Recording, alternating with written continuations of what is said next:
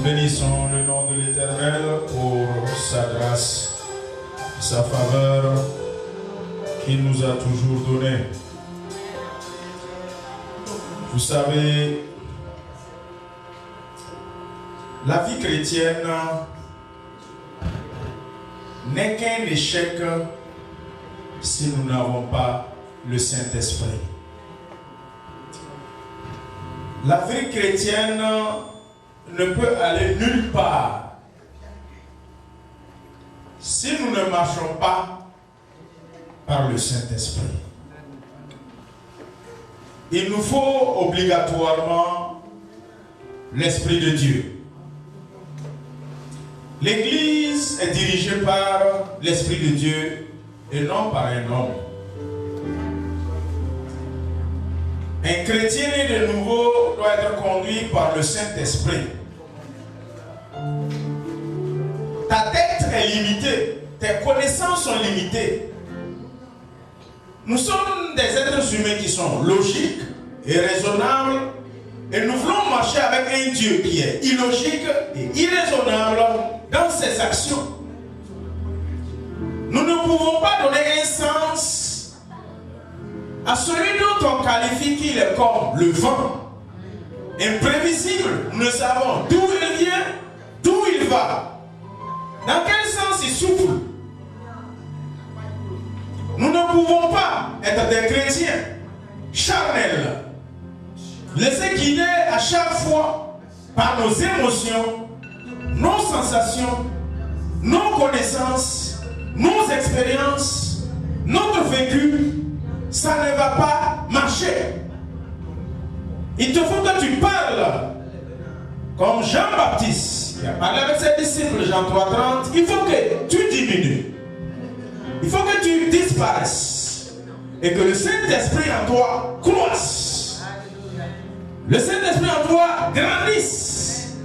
Et Jésus nous l'a démontré dans Jean 22. Il est arrivé un moment qu'il a soufflé sur ses disciples en disant: recevez le Saint-Esprit. Peuple de Dieu, nous sommes à quelques jours de Pentecôte. Ce qui s'est passé à Azusa Street, l'effusion du Saint-Esprit sur chacun des 120 fidèles, à 2,17. Joël 2,28. Les derniers moments, je reprendrai de mon esprit sur toute chair, sans exception.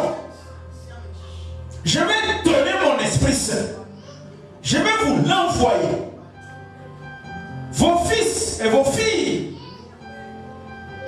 vont avoir des visions. Les vieillards vont rêver. Et certains d'entre nous vont prophétiser.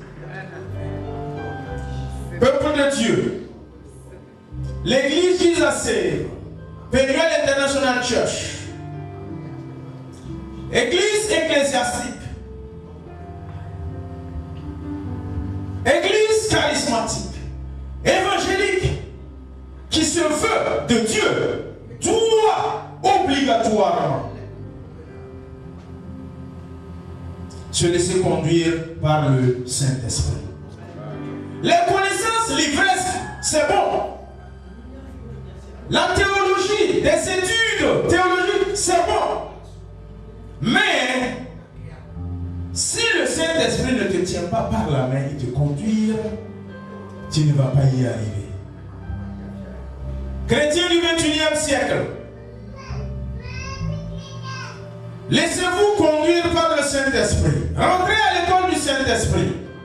Obéissez et soumettez au Saint-Esprit, à l'Esprit Saint.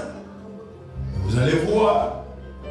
Et vous n'allez pas marcher comme un enfant tâtonnant, en plein midi, cherchant un appui ou un guide. Le Saint-Esprit est là pour nous conduire. Nous allons commencer ces moments, les temps qui vont suivre. Deux objectifs. Ceux qui ne sont pas remplis du Saint-Esprit, c'est les moments où l'Esprit de Dieu va se répandre jusqu'à Pentecôte, après Pentecôte, à tout moment.